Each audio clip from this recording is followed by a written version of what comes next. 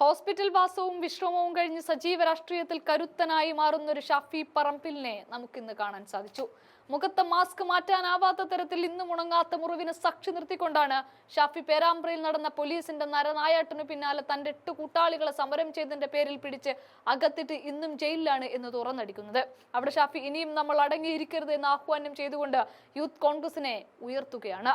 10-ാം തീയതി നടന്ന ആക്രമണത്തിന് കാരണം കോൺഗ്രസ് പ്രവർത്തകർ ബോംബിട്ടതാണ് എന്ന് പോലീസ് 13-ാം തീയതി FIR ഇടുമ്പോൾ അതിലെന്ത് ലോജിക്കാണുള്ളത് എന്ന് അദ്ദേഹം ചോദിക്കുന്നുണ്ട്.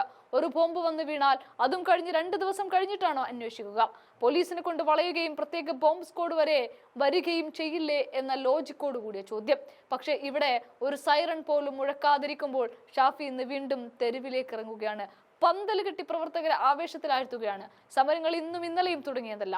അവിടെയൊക്കെ ലാത്തിച്ചാർജും ജലപീരങ്കിയും ഉണ്ടാവും, ഒപ്പം ഗ്രനേഡും ഉണ്ടാവും. പക്ഷെ അതിനൊക്കെ ഒരു അതിരും വരമ്പുമുണ്ട്. പക്ഷെ ഇതിപ്പോൾ പിണറായി പോലീസ് യൂത്ത് നേതാക്കന്മാരുടെ മുഖത്തിട്ടാണ് ഈ ഗ്രനേഡ് പോലുള്ളത് പൊട്ടിക്കുന്നത്. ഇനിയും ഇത് കണ്ടു നിൽക്കാനാവില്ല. അതുകൊണ്ടാണ് ഷാഫി പറമ്പിൽ ഞാൻ ഇനി അടങ്ങിയിരിക്കില്ല നിങ്ങളും എന്ന് പറഞ്ഞുകൊണ്ട് രംഗത്ത് എത്തുന്നത്. ആ വീഡിയോ ഒന്ന് കാണാം. പേരാമ്പ്രയിൽ നടന്ന ഒരു ഇൻസിഡന്റ്, നമ്മളൊക്കെ നിരവധി സമരങ്ങളിൽ പങ്കെടുക്കുന്ന ആളുകളാണ്. ഈ തിരുവനന്തപുരത്തും സമരങ്ങളിൽ പങ്കെടുത്തിട്ടുണ്ട്. എല്ലാ കളക്ട്രേറ്റുകളുടെ മുമ്പിലും എല്ലായിടത്തും ഒക്കെ സമരത്തിൽ പങ്കെടുക്കുന്നവരെ നമ്മൾ സമരങ്ങളിൽ പങ്കെടുത്തിട്ടുണ്ട്.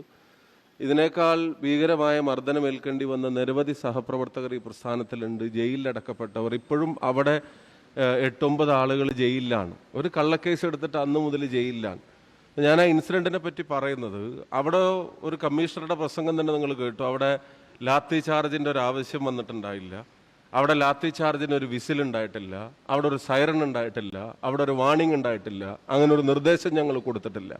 നിങ്ങൾക്കറിയാം, നമ്മൾ ഇവിടെ സമരം ചെയ്യുമ്പോൾ എത്രയോ തവണ ടിയർ ഗ്യാസും ഗ്രനേഡും ഒക്കെ നമ്മുടെ ഇടയിൽ വന്ന് വീഴാറുണ്ട്. അങ്ങനെ വന്ന് വീഴുമ്പോൾ അത് പോലീസും സഹപ്രവർത്തകർക്കും ഇടയിലുള്ള ഗ്യാപ്പിലാണ് പലപ്പോഴും അത് സംഭവിക്കാറുള്ളത്. പക്ഷെ നേരെ ചെറുപ്പക്കാരുടെ മുഖത്ത്, അവിടെ കൂടിയിരുന്നവരുടെ മുഖത്തേക്ക് അത് എറിഞ്ഞ് മുഖത്ത് വീണത് പൊട്ടി. നിയാസ് പറയുന്ന ഒരു ചെറുപ്പക്കാരൻ്റെ മുഖം നിങ്ങൾ കണ്ടതാണ്. അത്ര ഭീകരമായിട്ട് പോലീസ് അവിടെ ആക്ട് ചെയ്യുമ്പോൾ അവരുടെ റൂറൽ SP തന്നെ അവിടെ ഒരു ലാത്തി ചാർജിൻ്റെ നിർദ്ദേശം പോലും കൊടുത്തിട്ടില്ല എന്ന് പറയുമ്പോൾ, കഴിഞ്ഞ ദിവസം നമ്മൾ പുറത്തുവിട്ട വിഷ്വൽ നിങ്ങൾ കണ്ടതാണ്. ബോധപൂർവം ഞാൻ ഉൾപ്പെടെയുള്ള ആളുകളെ തലയ്ക്കും മുഖത്തും അടിക്കാനും മൂന്നാമതും അടിക്കാൻ ശ്രമിക്കുന്നതിൻ്റെ വിഷ്വൽ ഉൾപ്പെടെ നമ്മൾ പുറത്തുവിട്ടതാണ്. അപ്പം ഞാൻ പറഞ്ഞു വരുന്ന വേറൊന്നുമല്ല, ഈ ഭരണത്തെ ഇനി കേരളത്തിൻ്റെ അധികാരത്തിൽ എത്തിക്കാതിരിക്കുക എന്നുള്ളത് കേരളത്തിലെ ജനങ്ങളുടെ ഏറ്റവും വലിയ ആഗ്രഹമാണ്. ആ ആഗ്രഹത്തിനനുസരിച്ച് പെരുമാറുക എന്നുള്ളത് കോൺഗ്രസിൻ്റെയും യൂത്ത് കോൺഗ്രസിൻ്റെയും UDFിൻ്റെയും ഉത്തരവാദിത്വവുമാണ് എന്നുള്ള കാര്യത്തിന് ഒരു സംശയവും നമുക്ക് വേണ്ട. ഇപ്പം അവിടെ അടിച്ച പോലീസുകാരനെ സംബന്ധിച്ച് നമ്മൾ പറഞ്ഞു. ഞാനിവിടെ അതുമായി ബന്ധപ്പെട്ട് ഞാനിപ്പോൾ ഇവിടെ അന്വേഷണം നടത്തുമ്പോൾ ആ പോലീസുകാരൻ സേനയിൽ ഇല്ല എന്നുള്ളതാണ് ഒപ്പം ഡിസ്മിസ് ചെയ്യപ്പെട്ട പോലീസുകാരുൾപ്പെടെ കരുതിയിരുന്നത്. അയാൾ അവിടെ സംസാരിക്കുമ്പോൾ വീടിൻ്റെ സ്ഥലം പോലും കൃത്യമായിട്ട് പറയുന്നില്ല. അപ്പോൾ ഈ സമരം ചെയ്യുന്ന ചെറുപ്പക്കാരുടെ തല നോക്കി അടിച്ച് ക്രൂരമായി മർദ്ദനങ്ങൾ നടത്തി പരിക്കേൽപ്പിക്കാനുള്ള CPMന്റെ പൊളിറ്റിക്കൽ ഡയറക്ഷൻ നടപ്പിലാക്കാൻ പോലീസിനകത്ത് CPM ഒരു ഗുണ്ടാ സ്ക്വാഡിനെ നിലനിർത്തുന്നു എന്നുള്ളതാണ് ഏറ്റവും പ്രധാനപ്പെട്ട കാര്യം എന്നുള്ളത് നമുക്ക് മറക്കാൻ കഴിയില്ല. ആ ഗുണ്ടാ സ്ക്വാഡുകളുടെ CPM ഗുണ്ടാ സ്ക്വാഡുകളുടെ ഭരണം പോലീസിന് നടക്കുക. സുജിത്ത് ഉൾപ്പെടെയുള്ള ആളുകൾ സ്റ്റേഷനകത്തും നിങ്ങൾ ഓരോരുത്തരും സമരവേദികളിലും നേരിടേണ്ടി വന്ന മർദ്ദനം സമരത്തോടുള്ള പ്രതികരണമല്ല, അത് CPM ഡയറക്ഷനാണ്. ആ ഡയറക്ഷൻ നടപ്പിലാക്കുന്ന ഒരു പോലീസ് അല്ല കേരളത്തിൽ ഇനി വേണ്ടത്. കേരളത്തിൽ യുവജന സമരങ്ങൾക്ക് ഇറങ്ങുമ്പോൾ ചെറുപ്പക്കാരുടെ തല നോക്കി അടിച്ചു പൊട്ടിച്ചിട്ട് പിന്നെ വർഷങ്ങൾ കഴിയുമ്പോൾ അതിൻ്റെ ആരോഗ്യ പ്രശ്നങ്ങളും നമുക്കിടയിൽ നിന്നും ഉൾപ്പെടെ ജീവൻ നഷ്ടപ്പെട്ട ചെറുപ്പക്കാരെ ഉൾപ്പെടെയുള്ള ആളുകൾ, ചെറുപ്രായത്തിൽ നമ്മുടെ കൊടി പിടിച്ച് ഇടക്ക് വെച്ച് വീണുപോയ ആളുകൾ ഉൾപ്പെടെയുള്ള ആളുകളുണ്ട്. ഞാൻ പറയുന്നു, നാളെ നമ്മൾ അധികാരത്തിൽ വന്ന തിരിച്ചപ്പുറത്ത് സമരം ചെയ്യുന്ന കുറെ ആളുകളുടെ തല അടിച്ചു പൊട്ടിക്കണം എന്നല്ല. അങ്ങനത്തെ പോലീസ് അല്ല വേണ്ടത് എന്നുള്ളത് യൂത്ത് കോൺഗ്രസിനും ബോധ്യമുണ്ടാവണം, കോൺഗ്രസിനും ബോധ്യമുണ്ടാവണം. എന്ന് വെച്ചാൽ സമരങ്ങൾ ഉൾപ്പെടെയുള്ള കാര്യങ്ങളിൽ ഈ പറയുന്ന ഭരണ തുടർച്ച, അതാണ് ജനീഷ് ഇവിടെ സൂചിപ്പിച്ചത്, ഭരണ തുടർച്ച എങ്ങനെയാണ് ഒരു ഗവൺമെന്റിനെ ഈ ജനവിരുദ്ധരാക്കി മാറ്റിയിരിക്കുന്നതെന്നതിൻ്റെ ഏറ്റവും വലിയ തെളിവാണ്. ഇപ്പം ഇനി ഒരു ഭരണം അവർക്ക് കൊടുത്താൽ, നിങ്ങൾ ആലോചിക്കണം, അവിടെ 10-ാം തീയതി ഇങ്ങനെ ഒരു ഇൻസിഡന്റ് നടന്നു. 10-ാം തീയതി ഇങ്ങനെ ഒരു ഇൻസിഡന്റ് നടന്നിട്ട് 13-ാം തീയതി അവരൊരു FIR ഇടുക. 13-ാം തീയതി ഇടുന്ന FIR എന്താ? 13-ാം തീയതി ഇടുന്ന FIR UDF പ്രവർത്തകർ അവർക്കെതിരെ ബോംബ് എറിഞ്ഞു എന്നുള്ളതാണ്. തലേ ദിവസം അല്ലെങ്കിൽ അന്നത്തെ ദിവസം വൈകുന്നേരം ഡിവൈഎഫ്ഐയുടെ ഒരുത്തൻ പത്രസമ്മേളനം നടത്തി അവന്റെ ഭാവനയിൽ വിരിഞ്ഞൊരു തിരക്കഥ അത് പത്രസമ്മേളനത്തോടെ പറയുമ്പോൾ ഡിവൈഎഫ്ഐ നേതാവിന്റെ ഭാവനയാണ് കേരളത്തിലെ പോലീസിന്റെ നമുക്കെതിരായിട്ടുള്ള FIR ആയിട്ട് മാറുന്നത്.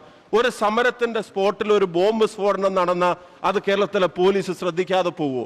10-ാം തീയതി വൈകുന്നേരം അവിടെ ഒരു ബോംബ് സ്ഫോടനം നടന്നിട്ടുണ്ടെങ്കിൽ പോലീസ് 10-ാം തീയതി അതിനെപ്പറ്റി പറയാതിരിക്കുവോ? പോലീസ് 11-നും 12-നും അതിനെപ്പറ്റി പറയാതിരിക്കുവോ? പോലീസ് FIR എടുക്കാൻ 13-ാം തീയതി വരെ കാത്തിരിക്കുവോ?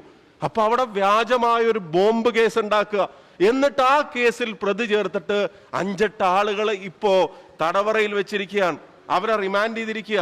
എന്ന് വെച്ചാൽ പോലീസിങ്ങിന്റെ മുഴുവൻ നിഷ്പക്ഷതയും കളഞ്ഞിട്ട് കേരളത്തിലെ പോലീസ് CPM-ന്റെ ഒരു പോഷക സംഘടനയെ പോലെ ഗുണ്ടകളെ കൊണ്ട് നിറച്ചിരിക്കുകയാണെങ്കിൽ അതിന്റെ മുന്നിൽ അടിയറവ് പറയാൻ ഒരുക്കമല്ല എന്ന് പ്രഖ്യാപിക്കുന്ന പ്രസ്ഥാനമായി ഇന്ത്യൻ യൂത്ത് കോൺഗ്രസ് തെരുവിൽ തുടരുക തന്നെ വേണം എന്നുള്ളത് തന്നെയാണ് ഇവിടെ സൂചിപ്പിച്ച ഏറ്റവും പ്രധാനപ്പെട്ട കാര്യം. ഇനി ഒരു തുടർച്ച അതിനുണ്ടാക്കിയാൽ ഈ കള്ളക്കേസുകളുടെ പ്രളയം, ഇനി ഒരു തുടർച്ച അതിനുണ്ടാക്കിയാൽ നിങ്ങൾ ഇപ്പൊ തന്നെ സഹപ്രവർത്തകർ അടക്കേണ്ടി വരുന്ന ഫൈനും തുക എത്ര വലുതാണ് എന്നുള്ള കൃത്യമായ ബോധ്യമുണ്ട്.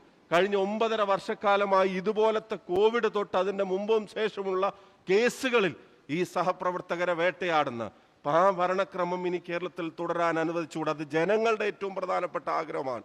ആശാ വർക്കർമാർ ഉൾപ്പെടെയുള്ള ആളുകൾ ഇന്നലെ കേരളീയ പൊതുസമൂഹത്തോട് പറഞ്ഞ് നമ്മൾ കേട്ടതാണ്.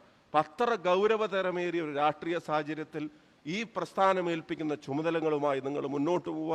വ്യക്തിപരമായി നേരത്തെ ഇവിടെ സൂചിപ്പിക്കപ്പെട്ടതുപോലെ അർഹതയുടെയും അവകാശത്തിൻ്റെയും ഒക്കെ പല തർക്കങ്ങൾ ഉണ്ടാവാം. ഏറ്റവും കൂടുതൽ ഇപ്പം ജനീഷ് പ്രസംഗിച്ചപ്പോൾ പറഞ്ഞ ഏറ്റവും അവകാശമുള്ള ആൾ ഞാനാണെന്നല്ലല്ലോ അയാൾ പ്രസംഗിച്ചത്. അപ്പൊ ആ തർക്കങ്ങൾ നിലനിൽക്കുക, ആ തർക്കങ്ങൾ ഉണ്ടാവാം, അതിനകത്ത് അഭിപ്രായങ്ങൾ ഉണ്ടാവാം, അഭിപ്രായ വ്യത്യാസങ്ങൾ ഉണ്ടാവാം. പക്ഷെ ഒരു വലിയ വലിയ വിപത്തിനെ കേരളത്തിൽ നിന്ന് ചുമന്നു മാറ്റേണ്ട ഉത്തരവാദിത്തമുള്ള ആയതുകൊണ്ട് തന്നെയാണ് ഇവിടെയുള്ള മുഴുവൻ ആളുകളും ഇവിടെ സൂചിപ്പിച്ചതുപോലെ അബിൻ വർക്കി ആണെങ്കിലും അഭിജിത്ത് ആണെങ്കിലും ഉൾപ്പെടെയുള്ള നേതാക്കന്മാർ, വിനു ചുള്ളിയിലും നിലവിലുള്ള IYC ഭാരവാഹികളും IYC പ്രസിഡന്റും ചാർജ് വഹിക്കുന്ന സെക്രട്ടറിമാരും ഉൾപ്പെടെയുള്ള നേതാക്കന്മാർ അവരെല്ലാവരും ഒന്നിച്ചിവിടെ അണിനിരക്കുന്നതിൻ്റെ ഏറ്റവും പ്രധാനപ്പെട്ട കാര്യം ഒരു വലിയ വിപത്തിനെ ഇവിടുന്ന് ചുമന്ന് നീക്കാനുള്ള ഉത്തരവാദിത്തം നമുക്കുണ്ട് എന്നുള്ളതാണ്. ഞാൻ ഒറ്റ കാര്യം മാത്രം പറഞ്ഞുകൊണ്ട് എൻ്റെ പ്രസംഗം നിർത്തുന്നു. കഴിയാവുന്ന തരത്തിൽ സാധ്യമായ എല്ലാ ഇടങ്ങളിലും കേരളത്തിലെ യൂത്ത് കോൺഗ്രസ് പ്രവർത്തകന്റെ ശബ്ദം കേരളത്തിലെ കോൺഗ്രസിന്റെ KPCCയുടെ കമ്മിറ്റികളിൽ ഉയർത്തുക എന്നുള്ള ഉത്തരവാദിത്തം ഞങ്ങൾ നിറവേറ്റും എന്നുള്ളത് കൂടെ ഞാൻ സാന്ദർഭികമായി സൂചിപ്പിക്കാൻ ആഗ്രഹിക്കുന്നു.